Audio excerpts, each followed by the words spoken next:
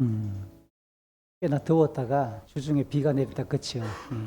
더위를 식히는 비가 내린 이후에는 다시 상큼한 날씨가 이어집니다. 오늘 구세대교회에 나온 여러분들을 우리 주님의 이름으로 축복하고 환영합니다. 여러분 둘러보시면 직장의 동료도, 제가 학교의 친구도, 뒤에는 우리 청월리에 거주하시는 우리 순전 누님의 동생분도 밭에 이렇게 일하고 계시길래 누님 주일 교회 나오세요 했더니 오늘 오셨어요. 주변에 둘러보시면 오늘 교회를 처음 방문한 분들이 여러 분 계신데 다시 한번 진심으로 축복하고 잘 오셨습니다. 교회가 어떤 곳인지, 예배를 어떻게 드리는 것인지, 시골에 위치한 후세대 교회란 것이 어떤 것인지 꼭 여러분에게 한 번쯤 보여주고 싶고 초대하고 싶어서 용기를 가지고 여러분에게 이렇게 말을 건넨 거니까 편안하게 여러분들이 오늘 함께 예배가 이렇게 진행되는 거구나, 장로교회 예배가 이렇게 진행되는구나 이해하시면 참 좋겠습니다. 하나님의 은혜가 가득하기를 소망합니다. 이분들 향한 축복은 광고 시간에 함께 하기로 하고요. 오늘 제가 설교 시간에 함께 말씀을 나누죠. 마가복음 2장 1절부터 12절, 마가복음 2장 1절부터 12절 내용을 제가 오늘 예배 본문으로 택했습니다. 우리 어린 자녀들과 함께 예배하기 위해 우리가 이제 아이들이 좀 읽기 쉽도록 번역된 쉬운 성경을 사용하는데, 혹시 가정에 쓰시는 개역 성경이나 개역 개정판을 보시도 무방합니다. 아마 때가 되면 그런 일이 안 생기기를 바라지만 저는 요즘 그런 고민을 해요. 우리 초등부 아이들이 숫자가 너무 없어요. 그러면 언제까지 쉬운 성경 쓰지? 이 생각이 드는 거예요. 이게 언젠가 우리 당회나 운영위원회가 다시 개역 개정으로 돌아가자, 개역판으로 돌아가자 할 때가 올 것 같은데 슬플 것 같아요. 우리 아이들이 좀 많아가지고 초등부 아이들과 유치부 아이들이 많아서 쉬운 성경을 계속 쓸 수 있으면 참 좋겠는데, 그렇죠? 여러분 함께 기도해 주시길 바랍니다. 마가복음 2장 1절부터 12절, 저는 쉬운 성경을 읽을게요. 우리 한 절씩 나눠서 읽어요. 며칠 뒤에 예수님께서 가버나움으로 돌아오셨습니다. 예수님께서 집에 계시다는 소문이 퍼졌습니다. 그러자 많은 사람들이 모여들어 가득 찼습니다. 심지어 문 밖에도 서 있을 곳이 없었습니다. 예수님께서 그들에게 말씀하셨습니다. 4명의 사람들이 예수님께 중풍병 환자를 데리고 왔습니다. 이들은 사람들 때문에 예수님께 들어갈 수가 없었습니다. 그래서 예수님이 계신 곳에 지붕을 뜯어냈습니다. 이들은 뚫어낸 구멍으로 중풍병 환자가 누워있는 침상을 아래로 내렸습니다. 예수님께서 이 사람들의 믿음을 보시고 중풍병 환자에게 말씀하셨습니다. 아들아, 내 죄가 용서되었다. 마침 거기에 율법학자 몇 명이 앉아 있었는데 마음속으로 생각했습니다. 어떻게 이 사람이 저런 말을 하는가? 하나님을 모독하고 있구나. 하나님 외에 누가 죄를 용서할 수 있다는 말인가? 예수님께서는 이 율법학자들이 속으로 생각하는 것을 곧 영으로 아셨습니다. 그래서 그들에게 말씀하셨습니다. 어째서 너희가 마음속으로 그런 생각을 하고 있느냐? 이 중풍병 환자에게 내 죄가 용서되었다라고 말하는 것과 일어나서 침상을 가지고 걸어라 하고 말하는 것 중에서 어느 것이 더 쉽겠느냐? 그러나 인자가 세상에서 죄를 용서할 수 있는 권세가 있다는 것을 너희에게 보여주려고 그랬다. 예수님께서 중풍병 환자에게 말씀하셨습니다. 내가 네게 말한다. 일어나 침상을 가지고 집으로 가거라.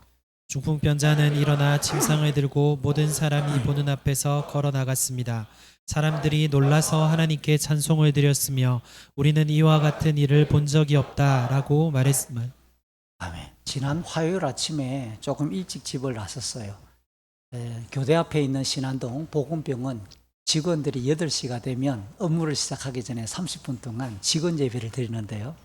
제가 꽤 오랫동안 병원의 초청으로 설교를 하러 가는 날이었습니다.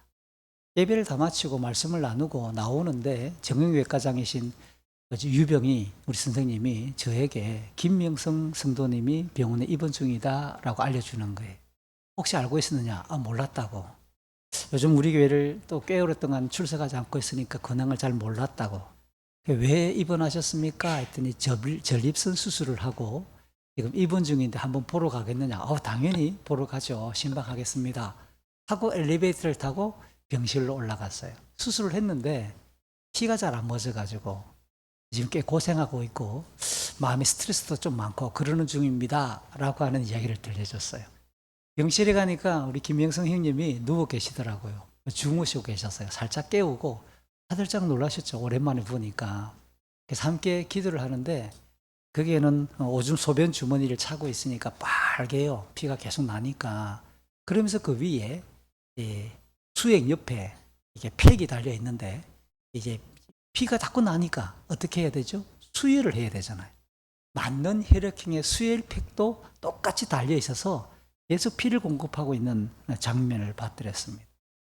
마치고 돌아와 설교 준비를 하다가 언제부터 우리 인간에게 의학적으로 안전하게 수혈을 사용하기 시작했을까? 인간의 피를 공급하기 시작했을까?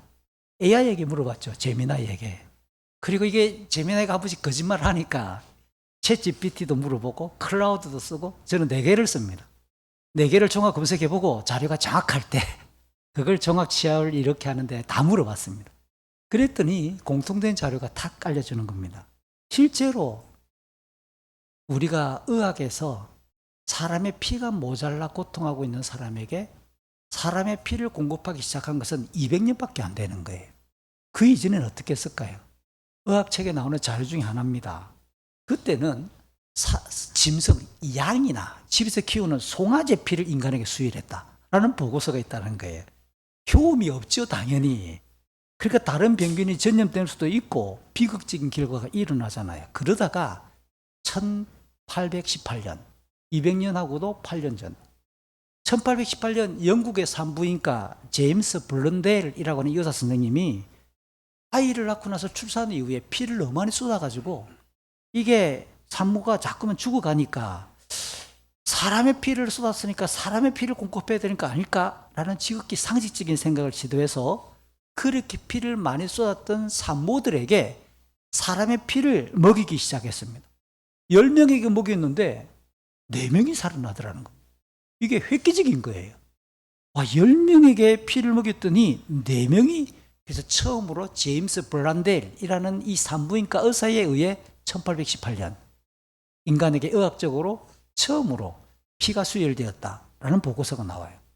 그런데 이 선생님이 왜 10명에게 피를 먹였는데 주는데 4명만 살지? 누구는 죽고 왜 누구는 살까? 의사로서 볼 때 그냥 똑같은 이런 양상인데 피를 먹였으면 다 같이 살든지 다 같이 죽든지 해야 되는데 왜 이럴까? 하고 고민했는데 결국 답을 못 찾았어요. 그 이후로 또 100년 가까운 시간이 지나갑니다. 한 90년 이상 지나가죠. 90년 가까이. 1901년 오스트리아의 의사 카를 란트슈타이너, 굉장히 유명한 사람입니다. 이 사람이 피를 가만히 보니까 혈액이 이렇게 섞일 때 엉겨 붙는 현상을 바라봅니다. 피를 이렇게 뽑아놓고 비커나 시험관에 놓고 이렇게 흔들어 보니까 엉겨 붙는 모양이 다르다라는 거예요.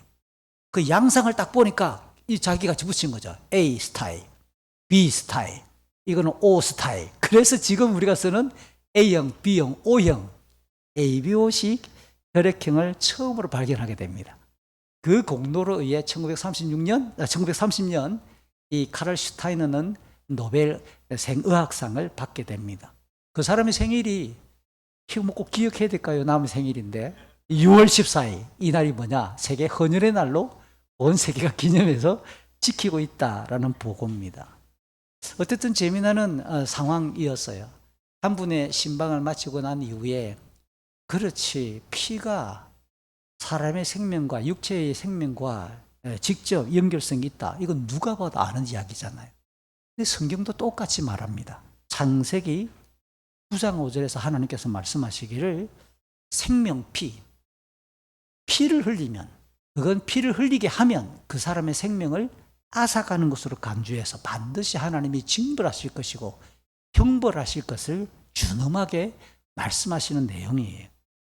이 말씀을 조금 더 전체적인 맥락, 피와 관련된 성경의 교훈을 정리해 보니까 이와 같은 교훈이 만들어집니다. 원래 인간은 누가 언젠가 제게 그러죠. 당신은 어떻게 하다가 목사가 됐습니까? 왜 교회를 다닙니까? 제게 물어옵니다. 아이들도 물어오고 저희 자녀도 물어오고 다른 사람들이 외부 사람들이 물어오죠. 당신은 왜 교회 다닙니까? 눈에 보이지 않는 하나님을 왜 믿습니까? 그때 저는 단순하게 말합니다. 저는 원래 교육대학을 나와서 초등학교 교사 출신인데요. 사람들을 가르치는 사람이었습니다. 근데 그 이전부터 그렇고 지금까지 저는 그래서 교과서의 위력, 책의 위력을 잘 압니다. 인류가 가지고 있는 책들 중에서 제일 명확하게 인간의 기원을 설명하고 있는 책. 그리고 지금 우리가 겪고 있는 고통과 죽음과 제일 난제거리인 우리 세계관과 관련되는 왜 살아야 되는지 이 철학적인 질문에 대해서 성경보다 명확하게 설명한 책을 지금까지 본 적이 없습니다. 저는 제 지식적 양심에 의해 성경이 믿어졌던 사람 중에 한 명이에요. 창세기라는 책을 딱 읽다가 보니까 인간의 기원이 나옵니다. 우연찮게 번개가 치고 원시대기에서 아메바가 만들어지고 시간이 오래 지나 얼떨결에 그냥 진화되었던 존재가 라고 말하지 않고, 그럼 단순한 질문이잖아요. 왜 진양후의 원숭이는 지금도 원숭이고 왜 우리는 인간입니까? 이게 과학적으로 반복되지 않고 검증되지 않는데 과학이 아니잖아요. 그러면 과학은 똑같은 조건에서 똑같은 과정을 거치면 같은 결과가 나와야 과학이라고 말해요. 근데 진화론을 과학으로 믿거든요. 이 모순이잖아요. 그런 의미에서 야, 이게 어쩔 수 없이 사람들은 믿고 있구나. 그냥 진화론을 믿고 있구나. 그래서 세계관, 신념이 모든 지식과 전제의 싸움입니다. 결국 사람들은 자기가 믿는 대로, 자기가 믿고 싶은 대로 믿고 있는 것을 바탕으로 세상을 이해하려고 하고 있는 거예요. 그래서 철학에서는 그것을 세계관이라고 규정하잖아요. 저는 그런 측면에서 성경을 뒤다볼 때 인간의 기원은 눈에 보이지 않지만 영원하셨던 하나님이 하나님의 모양을 따라 형상으로 우리 인간을 지으셨다라고 말하고, 그 하나님에 의해 지음받았으니까 하나님께로부터 주어져야 될 생명과 능력과 모든 에너지, 그럴 때 인간은 복되고 평안하며 형통을 누릴 수 있다고 성경은 가르쳐요. 그런데 이 피조되었던 인간이 하나님께 반역하고 죄를 지어서 하나님과의 관계가 끊어졌다. 그 결과로 우리 인간에게 영원한 죽음이 선언되어졌고 죽음의 형벌이 임했다고 성경은 가르치는 거예요. 그럼 여기서 단순한 성경의 논리를 가지고 대답을 해봅시다. 인간의 죄를 용서받으려면 어떻게 해야 됩니까? 죄의 대가가 죽음이니까 인간의 죄를 용서받으려면 죽음의 대가로 지불될 때만 용서받는 거예요. 그 죽음을 창세기 9장 이 사람의 생명과 피의 연관성을 설명했다면, 그래, 피를 흘리지 아니하면 인간의 죄가 용서받을 수 없구나, 죽지 아니하면 용서받을 수 없구나, 성경이 가르치는 논리입니다. 그래서 신약성경 히브리서 9장 22절은 구약의 모든 율법의 내용을 종합 정리해서 피로서 깨끗해진다, 죄 용서받는다는 말입니다. 피 흘림이 없으면 죄 용서가 없다라고 이미 구약 성경에서부터 예수님이 오시기 전부터 이 모든 지식과 논리의 체계가 만들어졌다라고 선언하는 겁니다. 그래서 오늘날 교회를 상징하는 도구가 십자가가 된 거예요. 십자가는 주 1세기 로마 제국에 사끔찍한 죄를 지었던 사람을 죽이는 사형 도구입니다. 죽음을 상징한단 말이죠. 그래서 이 십자가, 예수 그리스도의 이 죽으심과 십자가로 상징되는 이 예수님의 피, 예수님의 이 죽음이야말로 우리를 위해 대신 죽었다, 내 대신 죄값을 치렀다라고 하는 측면에서 한자로 대신 대자, 값을 치렀다, 대속. 아니면 값을 치러서 우리의 죄를 용서했다, 속죄. 우리를 죄를 위해서 대신 죽고 우리를 구원했다, 구속. 이런 한자가 성경에 유독 많이 등장하는 거죠. 이 예수님의 십자가, 예수님의 죽으심과 부활을 믿음으로써 우리가 하나님 나라의 백성이 되었다라고 히브리서는 계속 가르치고 있어요. 그러니까 예수님의 피, 예수님을 믿는 자들은 이제는 A, B, O 식의 혈액형과 상관없이 우리에게 영원한 생명이 주어졌다라고 성경은 가르치면서 이 땅의 다양한 종류의 고통이, 시련이 우리를 엄습해오고 마주할지라도 예수의 이름은 단순히 죽을 때만 우리를 천국으로 보내주는 입장권이 아니라 그분을 믿는 모든 순간부터 시시때때로 우리를 도우시는 능력이다라고 성경은 가르쳐요. 어제 아내와 제가 5시 반쯤에 기상해서 간단하게 세면하고 경기도를 향해 출발했어요.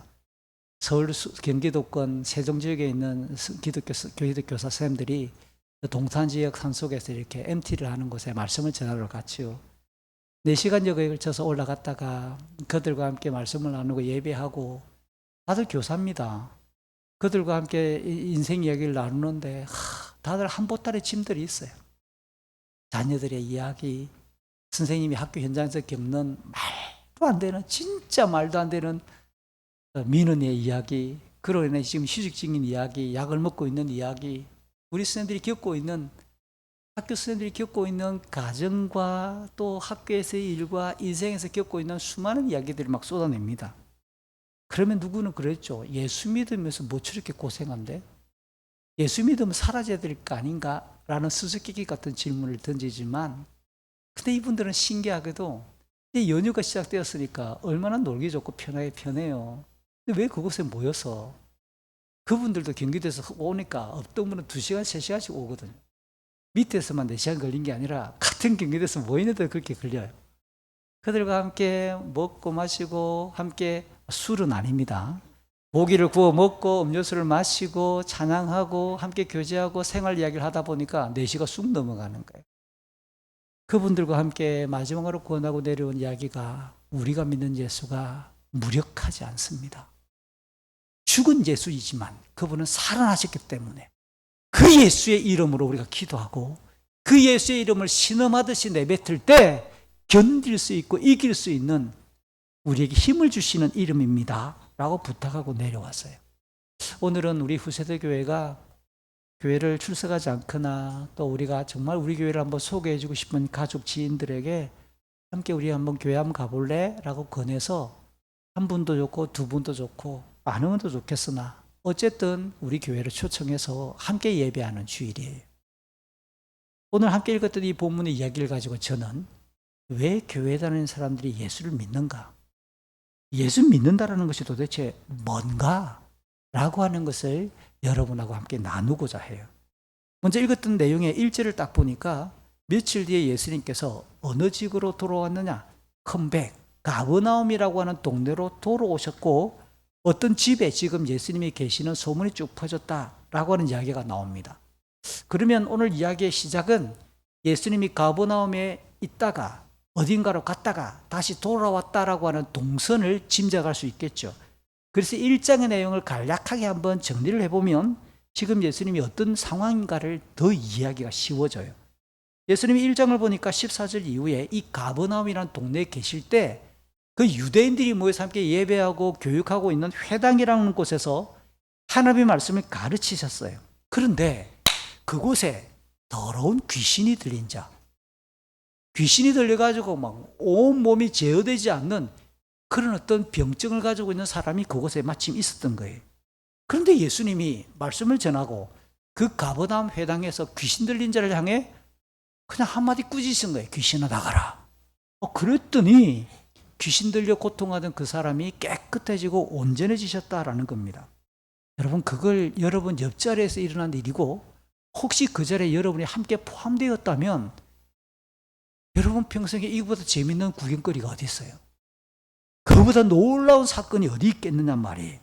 그러니까 그곳에 있던 사람들이 깜짝 놀란 거예요. 깜짝 놀라고 그냥 얼마 지나지 않았는데 온 가버나움 동네에 예수님의 소문이 쫙 퍼져가는 거예요. 예수가 귀신 들린 사람, 네 알지? 그 A라고 하는 귀신 들린 사람 고쳤다니까. 한 방에 그냥 막. 그러니까 예수님의 소문이 쫙 퍼지게 됩니다. 이런 상황에서 예수님이 회당 밖으로 걸어 나와 예수님과 함께 예수님을 따라다니는 제자 베드로와 안드레의 집을 딱 방문했는데 그곳에 이 베드로, 시몬의 장모가 이마에 열이, 온몸에 열이 펄펄 끓으면서 열병으로 딱 쓰러져서 있는 거예요. 역시 예수님이 쓰러져서 열이 펄펄 끓고 있는 이 시몬 베드로의 장모를 고치셨어요. 그랬더니 이 소문도 쫙, 그날 저녁쯤 무슨 일이 벌어졌을까요? 온 가버나움 그리고 가버나움 인근의 주변까지 예수란 이름이 쫙 퍼지기 시작하면서 온갖 병자, 환자들, 귀신 들린 사람들이 막 사람들이 데리고 안에 자기 몸에 이 힘들어하는 몸을 질질 끌고 예수님이 있는 이 집으로 모여들었더라. 근데 예수님은 그들을 한 명도 빠짐없이 일일이 한 사람 한 사람 모두 깨끗하고 온전하게 고치셨다. 이게 마가복음 앞장 1장의 이야기. 그 이후에 예수님이 가버나움을 떠나 주변 지역 갈릴리 다른 지방에 여러 마을을 다니시며 예수님 하나님의 복음을 전하시고 동시에 이와 같은 병자와 연약한 자를 고치는 일들을 계속 진행하신 거예요. 이런 상황에서 지금 예수님이 2장 1절 읽었던 내용 다시 가버나움으로 돌아오신 거예요. 며칠 지나고. 자, 이쯤 되면 지금 예수님이 거주하고 있는 이 가버나움이라는 동네나 인근 지역에서 예수님의 이름은 꽤 유명한 인물이 되어 있겠죠. 제가 중고등부 애들이나 청소년들을 설교할 때는 종종 그런 아재 개그를 하는데 갑자기 교회 문이 열리면서 BTS가 들어왔다. 우리 어른들 BTS 별로죠. 문을 열는데 이찬원이 들어왔어. 이게 또 누가 어떤 트로트 가수가 인기가 있을까요? 그렇게 들어왔습니다. 임영웅이 들어왔어. 임영웅. 야, 임영웅. 그럼 이게 예배가 되겠습니까? 마치 그와 같이 지금 예수란 이름이, 예수란 사람의 소문이 가버나움과 주변 지역에 파다하게 퍼져가면서 최고의 유명한 사람이 되어 있는 게 틀림없어요. 여러분, 지금도 우리 가족들 중에서는 심각한 질병으로 고통하는 분들이 많잖아요. 중한 병이나 특별히 귀신 들림 같은 일은 2000년 전 그때나 2026년 지금이나 인생의 가장 큰 고통의 목록이 아닐 수가 없어요. 우리 스스로가 풀어낼 수 없는 커다란 짐이고 어려운 난제잖아요. 근데 어느 날 갑자기 예수라고 소개되어진 그 사람이 딱 등장하더니 특별한 치료 행위를 취하지도 않아요. 아주 간단하게 한마디 말을 해버리니까 귀신이 떠나가고 중병이 낫더라. 그것도 돈도 안 받는데요. 당연히 신용카드 필요 없지요. 고치기 시작하는 겁니다. 그분이 우리 마을에 왔대. 나타났다는 소식이 전해지면 비슷한 종류의 질병이나 다양한 고통을 짐짝처럼 안고 한숨을 푹푹 쉬며 살아가는 인생들이 가만히 있겠어요? 어쩌면 그분이 자기 마을 한번 다녀갔으면 좋겠다. 아니면 우리 마을 가까운 곳에 왔다라는 소식을 학수고대하면서 기다리지 않겠어요? 멀쩡한 사람들에게는 그 유명인을 가까이서 보기 위해 기다리기도 마찬가지겠지요. 지금 예수님의 상황이 그래요. 며칠 뒤에 가버나움으로 돌아오셨고 어느 집에 계셨다. 당연히 오늘 2절 예수님이 지금 머물고 있는 가버나움의 그 집에 수많은 사람들이 몰려듭니다. 문 앞에도 문 밖에도 들었을 공간이 없을 만큼 꽉 찼어요. 예수님은 그렇게 모이던 사람에게 말씀하고 있는 거예요. 가르침을, 교훈을 전하고 있는, 강의를 하고 있고 지금 이렇게 하나님 나라와 성경에 대해서 가르치고 있다라는 거겠죠.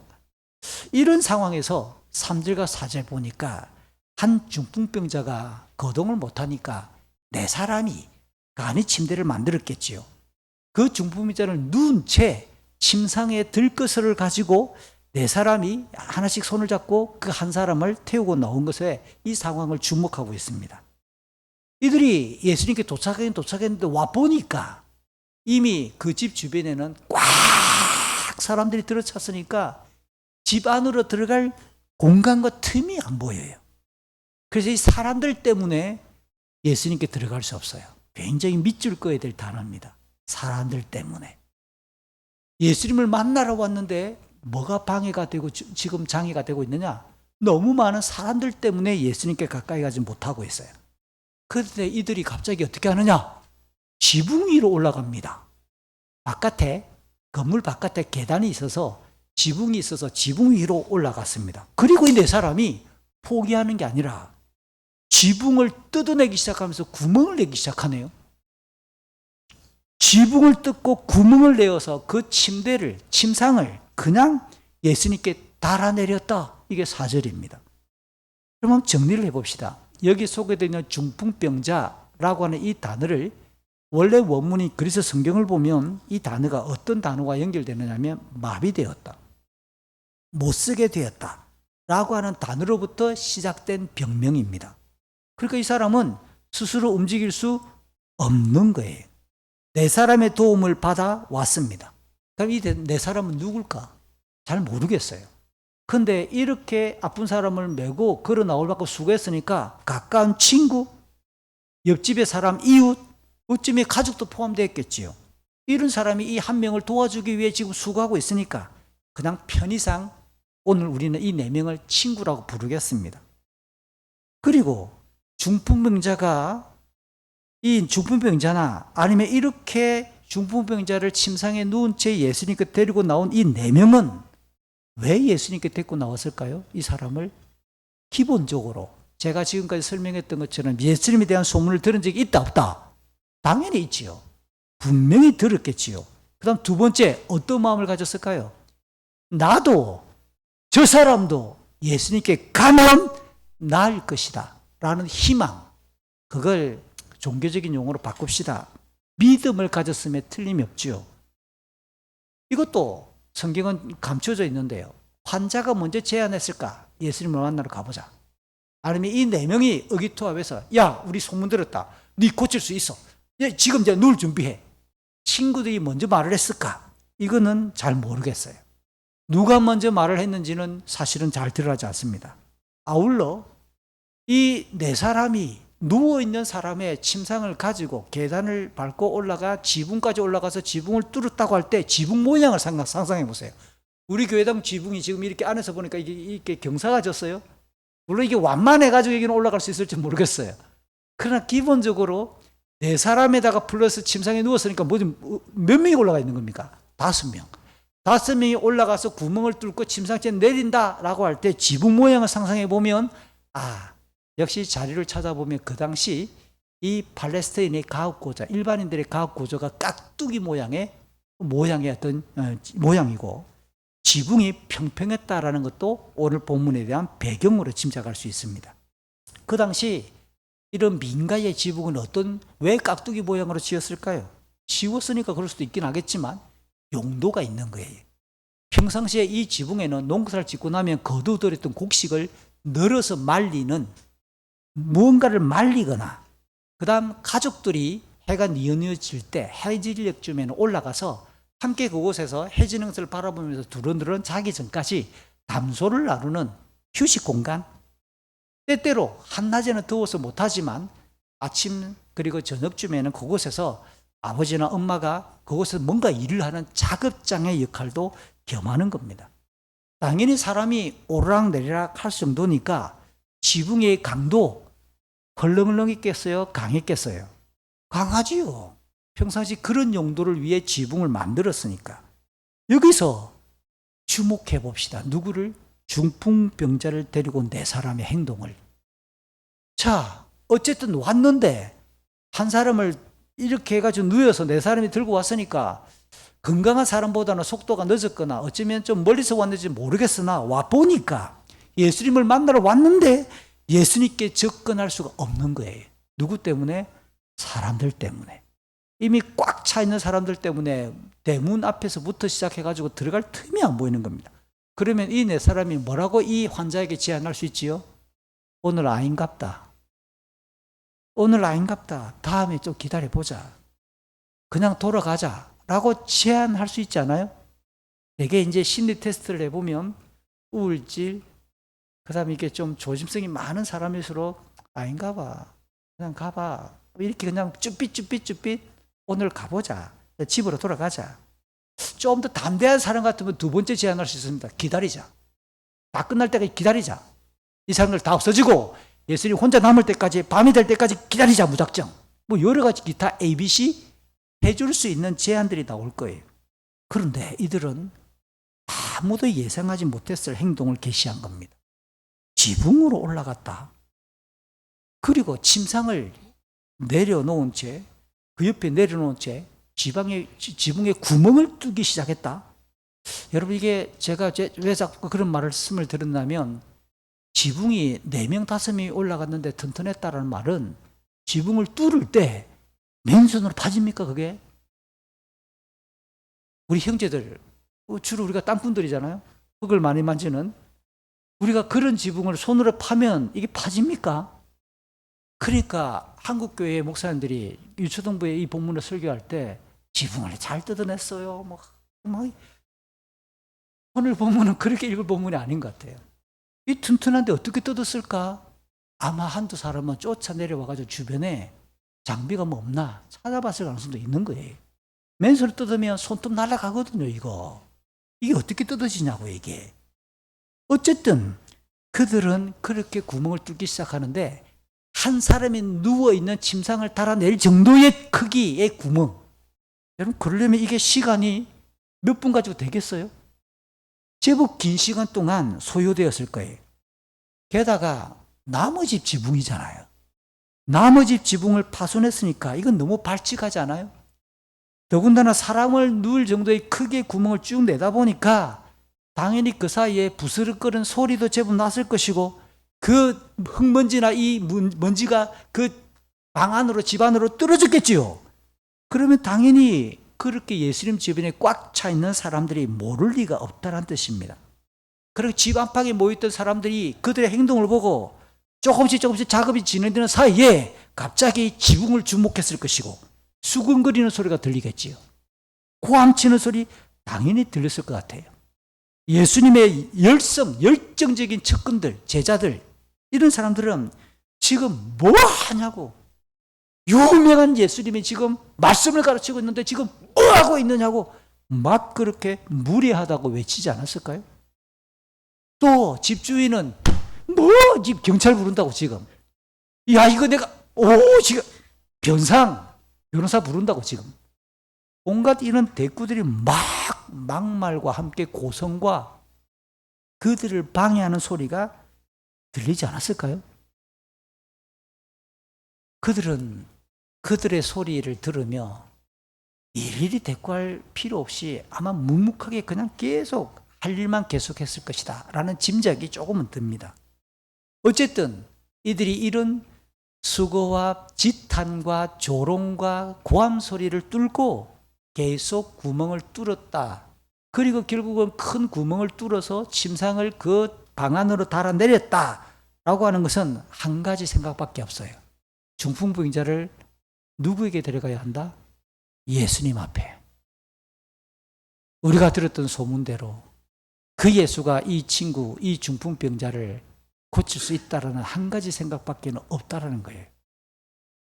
자, 다시 원점으로 돌아오면 그 생각을 가지고 이 사람을, 중풍병자를 누인 채 데리고 왔는데 실제 예수님 앞에 왔을 때 그들의 이 생각을 방해하고 이 생각에 장애가 되었던 것은 오늘 본문을 보면 최소 2가지가 발견됐습니다. 첫 번째가 지금까지 이야기했던 것처럼 예수님을 구경하기 위해 몰려들었던 사람들이에요. 이 사람들은 중풍병자하고 비교해서 한번 봅시다. 건강했겠지요. 정보에 민감했을 거예요. 어떤 정보? 예수가 떴다. 예수가 지금 A라는 사람의 집에 들어가 있다. 얼마나 SNS를 잘 즐겨보겠어요. 떴다! 얼마나 정보에 빠르고 건강하고 그리고 재빠르게 움직일 수 있는 일반 사람들이 먼저 지금 예수님께로 달려온 거예요. 동시에 아마 그 집 사람들과 친분이 있는 사람들은 집 안으로 쑥 들어와서 지금 예수님 가장 측근에서 앉아있을 가능성도 있겠지요. 그러나 이 건강하고 정보력이 뛰어나고 민첩하게 움직일 수 있고 뭔가 권세를 가지고 있을 법한 이 사람들, 건강한 사람들 모두는 중풍병자를 향하여 별로 관심을 두지 않았어요. 뒤늦게 찾아온 그들에게 길을 내어주거나 예수님 가까이 가라고 응원을 하거나 그렇게 스스로 자기가 지금 예수님 가까이서 구경하고 있는 그 자리를 양보하는 자가 한 명도 없죠. 대중들의 무관심, 소극적인 방관, 이런 반응은 중풍병자에게 현재 아무런 도움을 주지 않고 있고 별로 소용이 없는 그런 자세로 일관하고 있는 분위기입니다. 두 번째, 이 중풍병 친구를 데리고 온 네 사람에게 방해가 됐던 것은 딱딱한 지붕 바닥이었겠지요. 그때는 콘크리트가 발명되기 전이니까 분명 흙이 주요 재료였을 거예요. 그냥 흙만 가지고 하면 서로 마찰력이 적고 응집력이 약하니까 그냥 뭐 무너질 수도 있겠지만 지피나 나뭇가지나 돌덩이나 기타 여러 다른 재료들을 섞어서 튼튼하게 그 나름대로의 공법으로 지붕을 만들었을 가능성이 크지요. 그러니까 이 네 명의 친구들은 그 딱딱한 지붕을, 그 구멍을 파내기 위해 상당한 힘을 쏟았을 게 틀림이 없습니다. 게다가 남의 집 지붕이니까 변상을 해줘야 되잖아요. 앞으로 경제적으로도 희생과 분명히 수고를 감당해야 되는 거예요. 그런데 공통적으로 이 네 명의 친구들에게는 그들이 사람들로부터 받는 따가운 시선, 경제적인 어떤 피해, 희생, 그 다음 그들의 시간과 나머지 것들을 다 손해를 봐야 되는 거니까 이 정도의 수고쯤은 충분히 포기해도 되겠다, 넘어서도 되겠다라고 하는 공통적인 그들의 생각과 믿음이었을 겁니다. 왜요? 자기들이 알고 있는 이 중풍병자가 그동안 얼마나 무기력하게 살아왔는지, 얼마나 큰 고통을 겪고 있었는지, 그에게 지금까지 소문이 나고 있는 예수를 만나야 한다. 예수가 이 사람을 만나면 분명히 이 사람도 살아날 수 있다 라고 하는 강력한 기대감, 그것이 이 사람 네 사람의 몸과 마음을 움직이게 만드는 에너지였겠지요. 예수를 만나면 변화될 수 있다. 예수를 만나면 치유될 수 있다. 그 한 가지 믿음으로 이 네 사람은 이렇게 힘껏 수고하고 있다라고 결론 지을 수 있습니다. 이 고통하는 친구를 향한 그 사람들의 믿음이나 마음의 자세를 그냥 보편적인 용어로 바꾸면 사랑이라고 표현해 볼까요? 이 사랑을 마태복음 5장 3절에서 예수님은 유명한 산상설교에서 가난한 마음이다 라고 빗대어서 불렀어요. 그 가난한 마음을 가진 자에게 하나님 나라가 선물로 주어질 것이다, 복으로 주어질 것이다 라고 예수님이 약속하셨고 선언하셨거든요. 역시 이들의 이 믿음을 향하여 5절, 예수님은 그 사람들을 책망하지 않습니다. 아마 예수님의 이 말소리가 들리면서 주변은 갑자기 고요하게 분위기가 잡혔을 거예요. 예수님이 그들에게 뭐라고 말하냐? 이 네 사람이 지금 보여주었던 생각, 그들이 지금 진행하고 있는 행동을 가리켜서 한번 따라합시다. 믿음이다라고 부르는 거예요. 그들의 믿음이다라고 이렇게 평가하실 때, 그러면 예수님이 인정하시는 믿음은 절대로 무력하지 않죠? 소극적이지 않아요. 수동적이지 않다고요.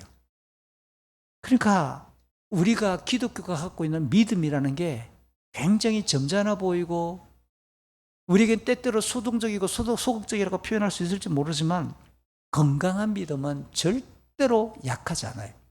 그래서 야고보서가 우리의 믿음은 반드시 행동으로 드러나고 증명되어져야 한다라고 말하는 겁니다.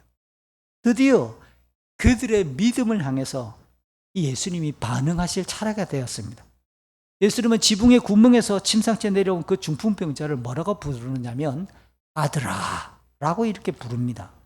그 단어 역시 사전을 찾아보면 아이, 어린이, 또 아들, 자손, 연약한 자, 기타 등등으로 많이 표현할 수 있는 단어 중에 하나입니다. 진짜 내려온 그 사람이 예수님의 아들이란 말은 아니겠죠.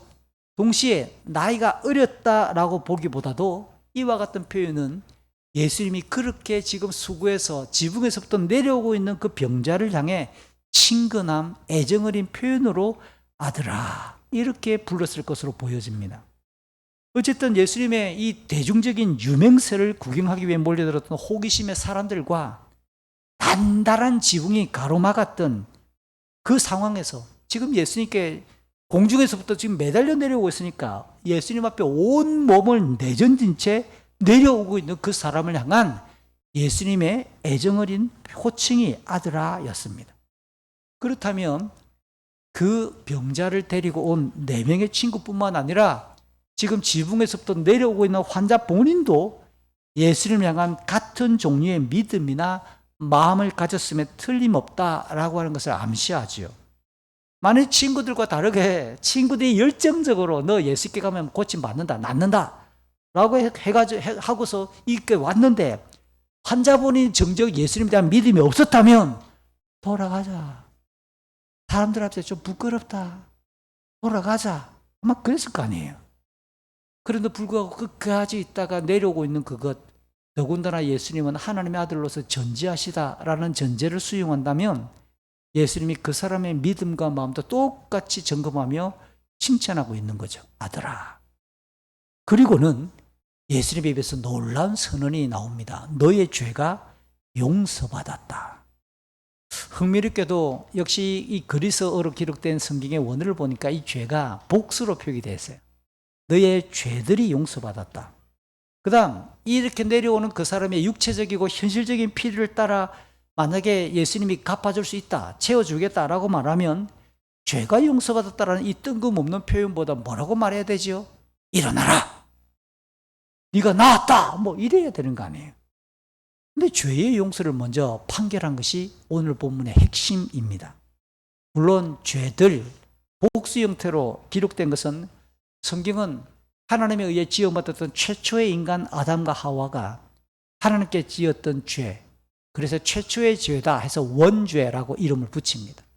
이 원죄가 그 이후에 태어나는 모든 인간들에게 유전적으로 죄성이 물려지게 되고 각자의 인생들은 살아오면서 이 원죄가 씨앗을 뿌려 스스로도 생각과 행동과 말로 죄를 짓게 돼 있거든요. 그걸 스스로 범하는 죄다. 신학에서는 자범죄라는 제목을 붙이기도 합니다. 어쨌든 그 사람에게 지금 이 죄는 원죄와 자범죄를 통칭해서 복수로 언급했다고도 볼 수 있는 겁니다. 지금 왜 예수님이 네가 나았다, 일어나라 라고 말하지 않고 죄가 용서받았다 라고 선언했을까요? 예수님 당시에 이 유대인들의 사회에서는 질병이나 장애가 그냥 단순한 사건, 사고, 감염, 기타 바이러스의 침투 등으로 해석하지 아니하고 이들은 모두 하나님께 잘못한 죄가 있는 죄의 징벌이다 라고 해석한 것이 그 당시의 세계관이었어요. 물론 유대 사회의 그 사람들의 이 생각이 그때 갑자기 나온 것은 아니라 오랜 역사적인 전통에서 비롯되어지고 만들어진 그들의 관점입니다. 구약 성경은 질병과 죄의 연관성을 여러 군데에서 가르칩니다. 그렇기 때문에 질병의 완전한 치유, 지금 사람들이 꽉 차 있는 상황에서 이 사람의 질병이 깨끗하게 뿌리째 뽑혀서 완벽하게 나았다라고 선언하려면 그곳에 모여있는 모든 사람이 이 사람은 하나님께 죄를 지어서 지금 이렇게 누워있는 거야 라는 생각하는 관점에서 뭐부터 해결해야 되죠? 죄의 문제를 해결하는 것이 그 주변에 몰려든 사람들의 생각과 세계관에서는 바람직한 선언이 아닐 수가 없는 거예요. 동시에 이 예수님의 너의 죄가 용서받았다라는 죄 용서의 이 선언은 죄로 인하여 영원한 죽음에 처해진 인생이 이 땅을 사는 동안 코로 호흡하고 음식을 먹고 자기 나름대로 생활을 하고 있을지라도 다양한 종류의 고통과 질병과 여러 시련, 환난을 당할 수밖에 없다. 그러니까 우리 인생이 겪는 모든 종류의 고통은 영원한 죽음의 증상들로 죄와 관련이 있다라는 것도 포함합니다. 아울러 예수님이 그 인간의 죄를 해결하고 용서하기 위해 오신 구원자다라고 하는 공개적인 선포가 너의 죄가 용서받았다. 이 한 문장에 압축되어져 있는 의미들이겠죠. 여러분 한번 상상을 해보세요. 예수님의 이 선언을 들었던 지금 예수님 앞에 지붕을 통해서 쭉 줄로 달아내렸던 이 중풍병자는 너의 죄가 용서받았다라는 주님의 예수님의 말씀을 듣는 순간 얼굴 표정이 어땠을까 상상을 한번 해보셨어요? 그동안 사람들로부터 받았을 차가운 시선, 쟤는 무슨 죄가 있어서 저렇게 누워있는담, 동시에 스스로도 나는 왜 이 모양일까? 내 인생은 왜 이렇게 꼬일까?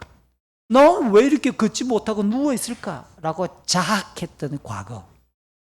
육체의 마비와 부자연스러운 몸짓만큼이나 힘들었을 나는 하나님께 나아가 예배할 수 없겠구나. 나는 죄인이구나. 라는 스스로를 옥죄는 어두운 자화상.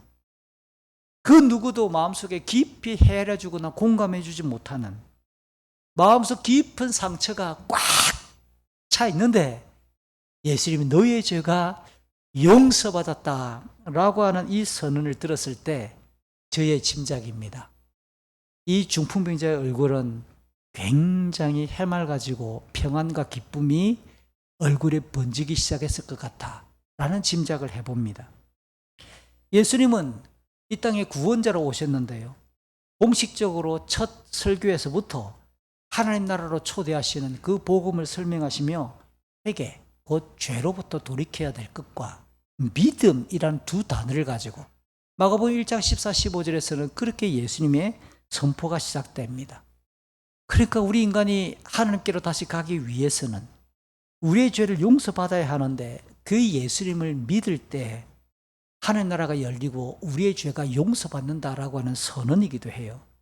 중풍병자와 그를 데리고 온 내 친구의 마음과 행동은 딱 하나님 나라에 어울리는 믿음이지요. 우리가 한 번 더 생각해 볼 수 있는 것은 이 고통하는 이웃, 고통하는 가족, 고통하는 지인, 중풍병자를 불쌍히 여길 수 있는 마음, 사랑하는 내 사람의 그들의 마음, 그들의 믿음, 그들의 행동을 우리 모두는 주목할 필요가 있습니다. 왜냐하면 우리의 이웃들을 바라볼 때 고통 없는 사람이 아무도 없거든요. 여전히 우리 주변에도 다양한 원인들로 불안과 근심과 아픔을 가지고 있는, 내색하지는 않지만 강도는 다르지만 근심거리가 없는 사람은 단 한 명도 없단 말이죠. 그런 의미에서 우리 모든 인생은 예수가 필요하다라고 하는 소결론을 내릴 수 있는 겁니다. 이제 본문의 후반부는 굉장히 뜨거워집니다. 6절과 7절을 보니까 그 자리에 예수님 주변에 지금 누가 앉아 있느냐? 율법학자 몇 사람이 앉아 있는 거예요. 이 율법학자들은 대표적인 유대 사회의 그 당시에 종교 지도자들이고 성경 연구가이며 신학자들인 거예요. 이들이 지금 이렇게 가만히 보니까 왜 예수님이 말씀을 가르치는 그 자리에 참여하고 있을까? 그들이 어떤 자세로 예수님 주변에 앉아 있을까? 똑같은 내용을 기록하고 있는 누가복음을 보니까 갈릴리 지방의 각 마을과 유대와 예루살렘에서부터 온 바리새인과 율법 교사들이라고 말하는 겁니다. 예루살렘은 갈릴리 지금 이 가버나움에서 남쪽으로 일주일이나 가야 나올 수 있는 굉장히 남쪽 지역에 있는 핵심적인 도시였잖아요. 지금 예수님의 소문이 갈릴리 지방만 가버나움만 있는 게 아니라 온 이스라엘 나라 전체에 쫙 퍼졌고, 그래서 그 사회의 가장 중요한 신학자들 사이에 온갖 설왕설래가 열리며 이게 교수님들 사이의 말로 하면 학회가 열린 거예요. 수십 번도 더 열렸을 거예요. 그래서 예수의 그 모습을 가지고 그들이 검토하기 시작하는 겁니다.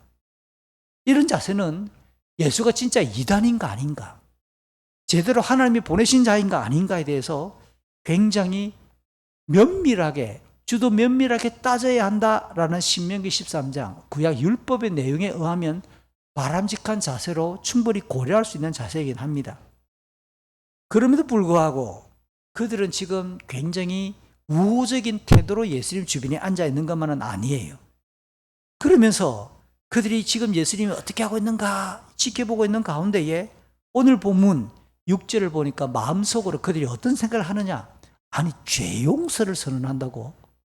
죄는 하나님께 지었으니까 하나님 한 분밖에는 죄를 용서할 자가 없는데 자기가 우리 눈으로 보는 인간이면서 내가 만질 수 있는 인간인 주제에 자기가 하나님처럼 감히 이 누워있는 중풍병의 죄를 용서했다고?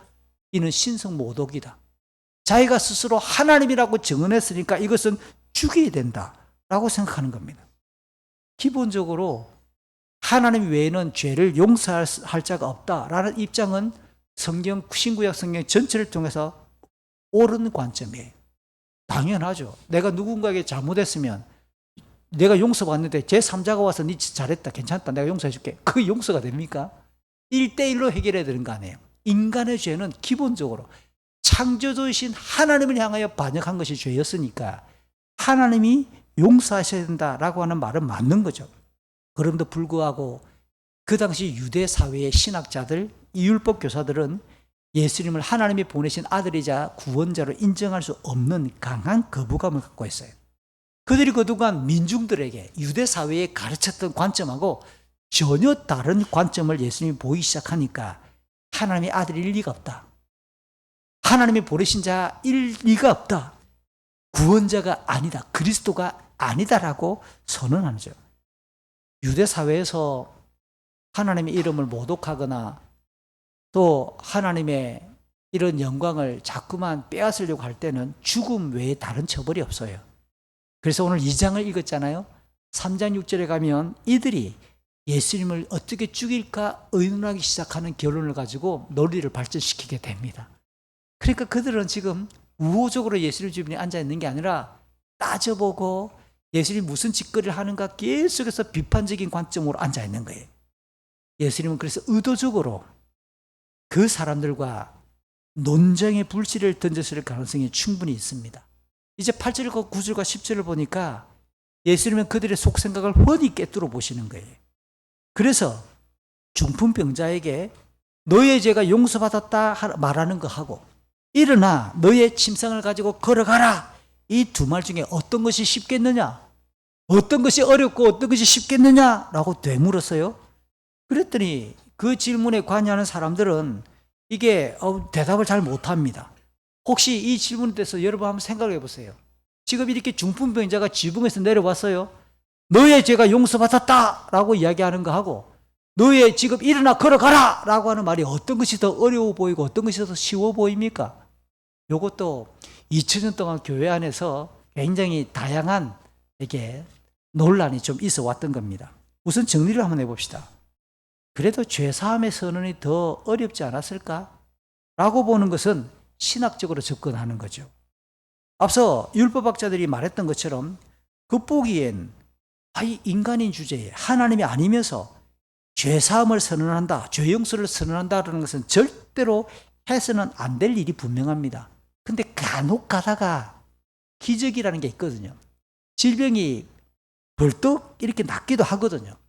분명히 폐암 선포를 받았는데 한 두 달 뒤에 갔더니 폐암 덩어리가 없어졌다. 그런 이야기가 종종 있잖아요. 지난 화요일 보건병원 이야기를 했는데요. 그날 오후에 다시 신방을 갔다가 80대 어떤 어머님을 만나 뵀어요. 이분이 자기 간증을 저한테 하는 거예요. 자기가 폐암에 걸렸대. 그러다가 몇 개월 뒤에 갔더니 의사들이 깜짝 놀랐대. 암세포가 사라졌다.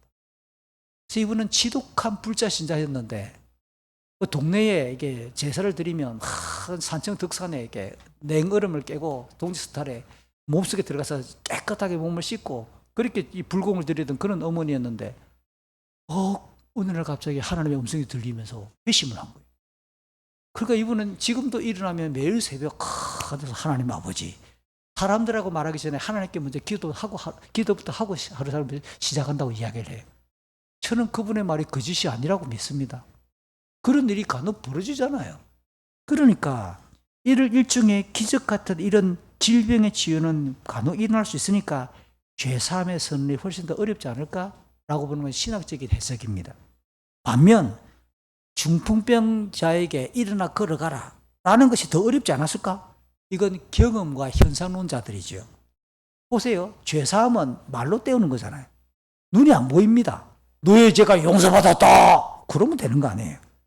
그런데 중풍병자 보고 일어나라 했는데 안 일어나면 이거는 쉽게 일어날 수 없는 일인과 동시에 눈으로 확인되니까 기적 아니고는 일어날 수 없으니까 이게 더 어렵겠다라고 생각하는 사람들이 있습니다. 근데 여러분 이 본문을 읽다가 싸우지 마세요. 어떤 것이 더 어렵냐, 어떤 것이 쉽느냐, 주님은 그거 답하라고 물어본 게 아니에요.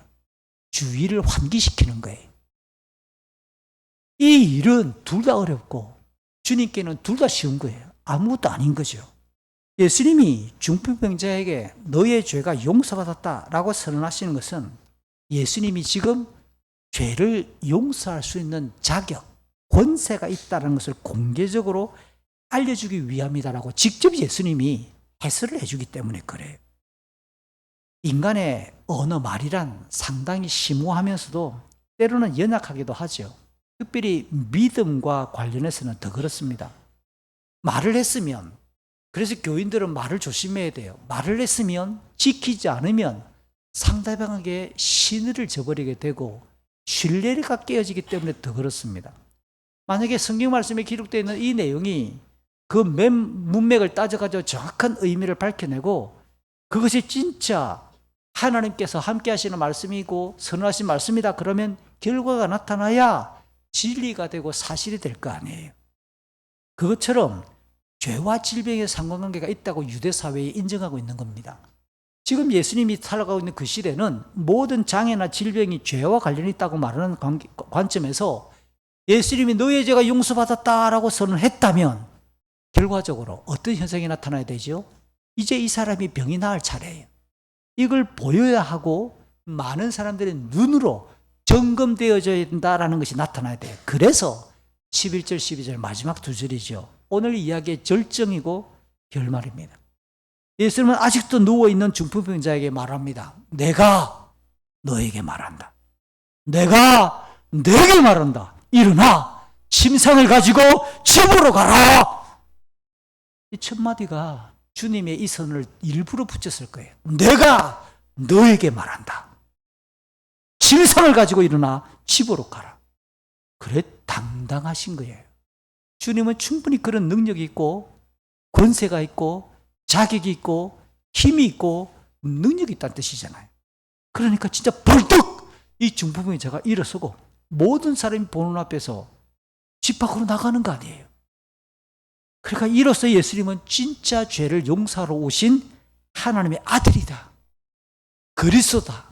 구원자다라는 것이 증명되었다는 뜻이에요. 중풍병자와 이 4명의 친구들이 가졌던 가난한 마음, 그들의 믿음이 온전히 보상되었겠지요.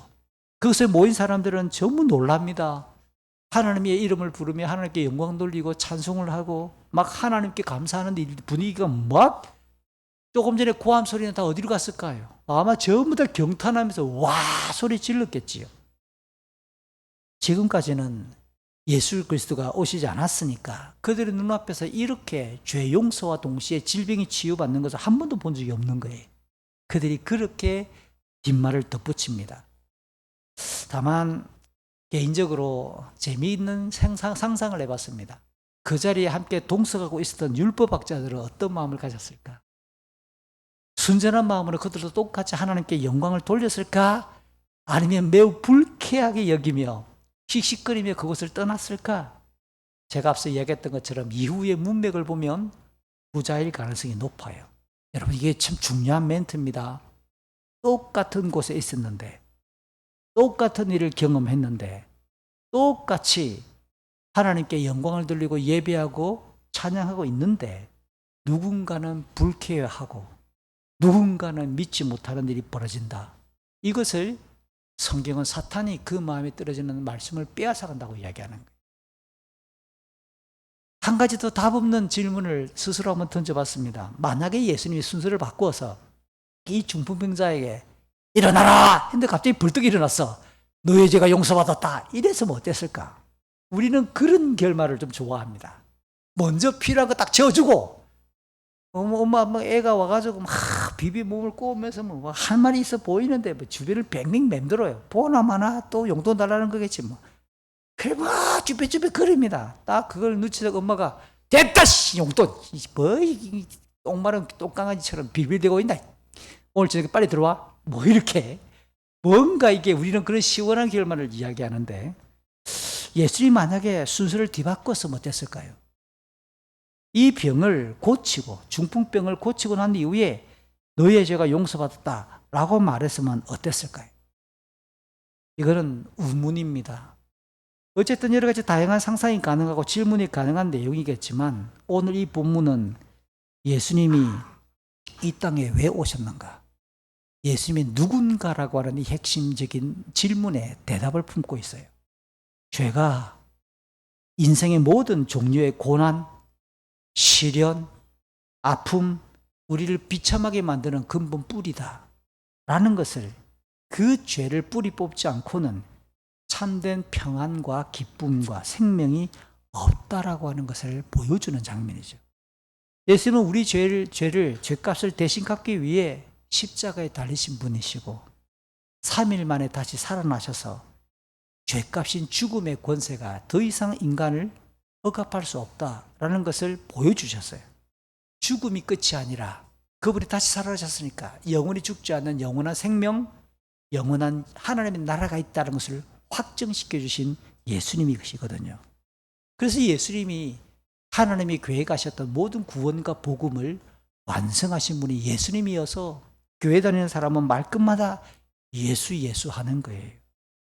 성경은 마태복음 1장 21절에 하면 그 예수님의 이름 뜻을 이렇게 말합니다. 왜 예수란 이름을 갖게 되셨는가? 하나님이 이미 아직 결혼도 하지 않고 남자도 알지 못하는 처녀 마리아에게 천사를 보내어서 아이를 가질 것인데 그 아이 이름을 예수라 하라. 왜? 자기 백성을 죄에서 구원한다. 구원이란 뜻이 예수란 이름의 뜻입니다. 사도행전 4장 12절은 오늘 본문을 지나고 난 이후 시간이 좀 몇 년 지나 베드로가 외칩니다. 예수님 외에 다른 어떤 이에게서도 우리에게 구원받을 자가 없습니다. 하나님이 온 세상에 우리를 구원시켜주기 위해 보내신 분은 예수님밖에 없습니다. 그 예수님이 우리 인생을 구원하시는 구원자입니다 라고 선언하는 거예요. 성경이 말하는 구원은 제가 설교 시작할 때 이야기했던 것처럼 죽어서 천국 가는 것만을 가리키지 않아요. 입장권이 아니란 뜻입니다. 이 땅의 인생에서부터 우리가 살아가는 호흡하는 모든 생명 자체가 하나님에 의해 주관되고 있다고 성경은 가르치니까 예수의 이름을 부를 때 구체적이고 실제적인 도움과 그 하나님의 은혜와 능력이 우리 삶 가운데 개입하시고 뚫고 들어온다는 것을 가르치는 거예요. 특별히 요한복음 14장, 15장, 16장에 반복해서 예수님이 가르쳐요. 너희가 내 이름으로 무엇이든지 구하면 내가 너에게 다 이루어주겠다. 물론 다 이루어주겠다 할 때 이 다는 하나님이 기뻐하심, 하나님 나라와 의와 관련되는 거룩하심을 전제로 하는 모든 것입니다.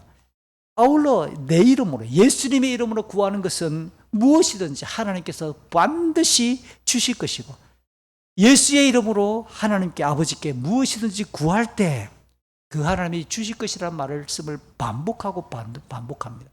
문제는 뭐죠? 지금까지 너희가 내 이름으로 아무것도 구하지 않았다. 지금까지 예수님이 오신 적이 없으니까 유대인들은 예수의 이름으로 기도하지 않은 거예요. 그러나 예수님이 오셨기 때문에 이제는 예수님의 이름으로 기도할 때 하나님이 직접 친히 그들과 함께 하시고 힘을 주시겠다고 선언하는 겁니다. 이 이야기가 어떤 맥락이냐? 왜 우리가 굳이 예수의 이름으로 기도해야 되느냐라고 말할 때 제가 오늘 설교 중에 중간중간에 이야기했던 내용의 결론입니다.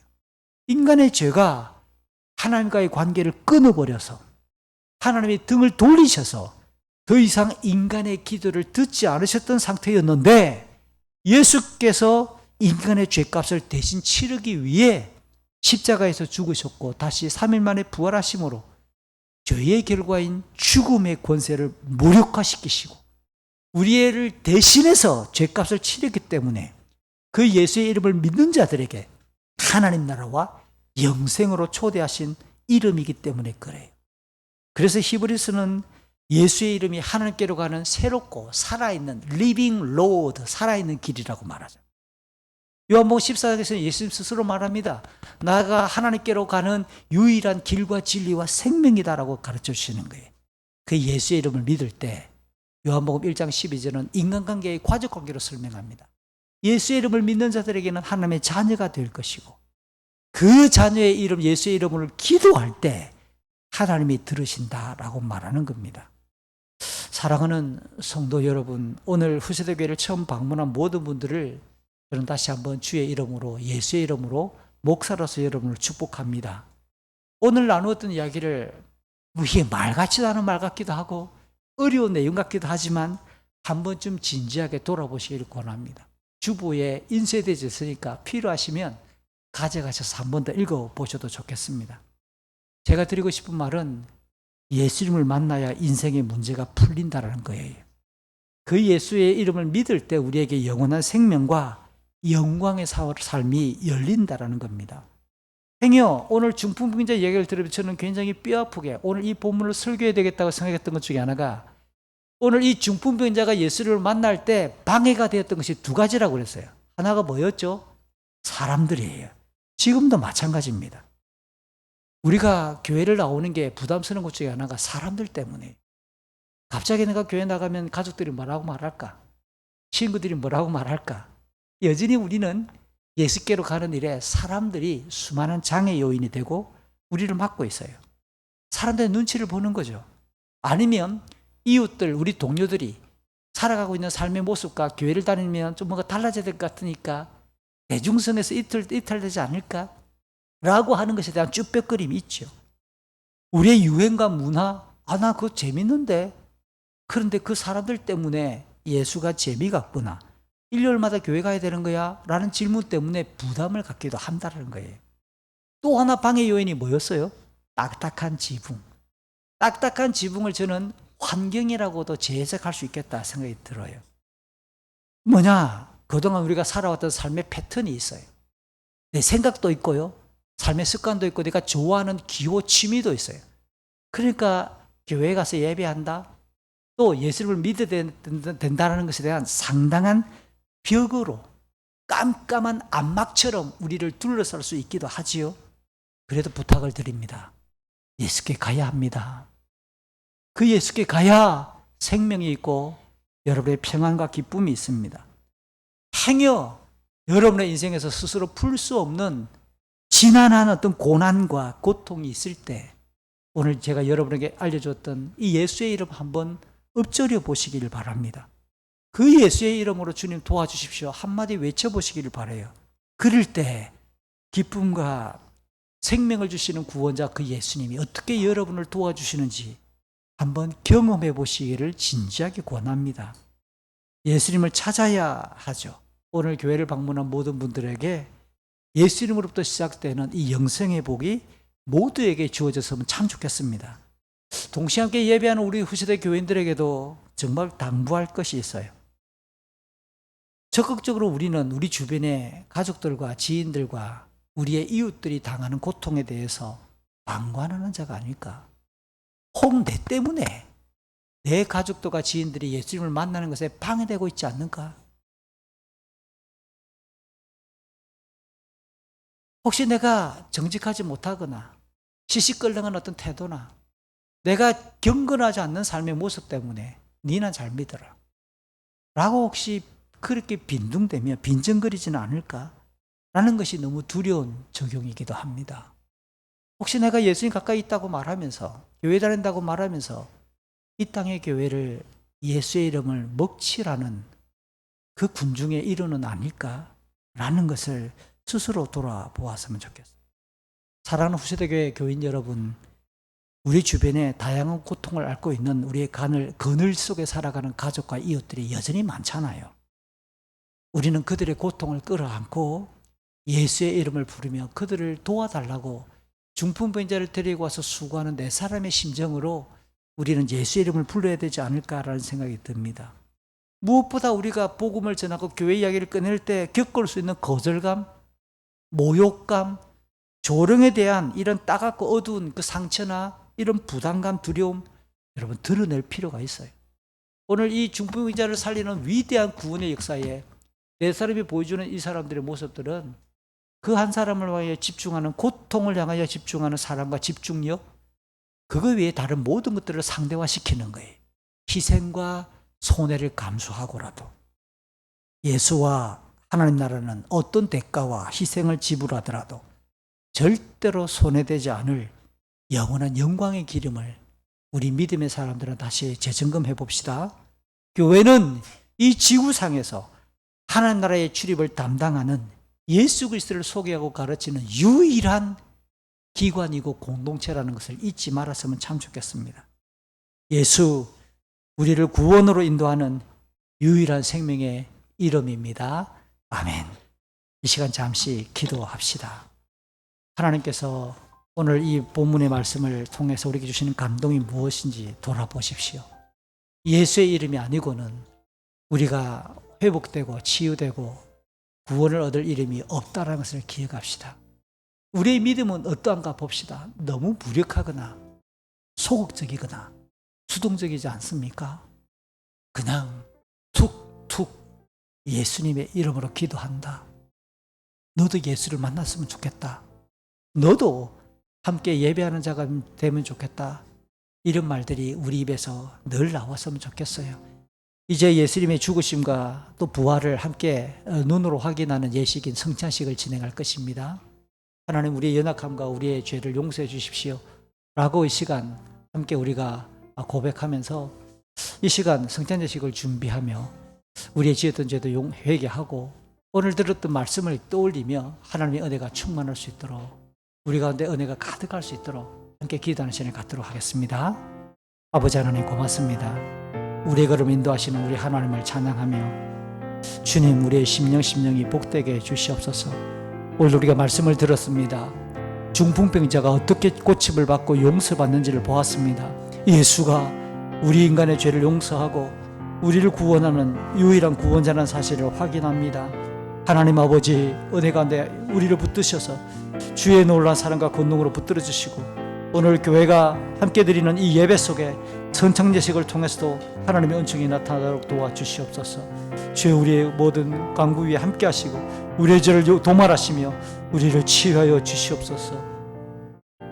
사랑이 많으신 하나님, 오늘도 예수의 이름을 함께 나누었습니다.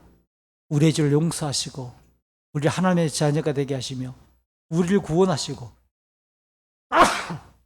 우리를 영원한 하나님 나라로 초대하실 유일한 구원자 예수의 이름을 소개했습니다.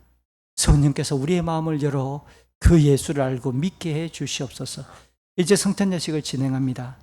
하나님, 우리의 모든 마음 가운데 찾아오시고 이 예식을 통해서도 은혜가 임하게 도와주시옵소서. 예수님 이름으로 기도합니다.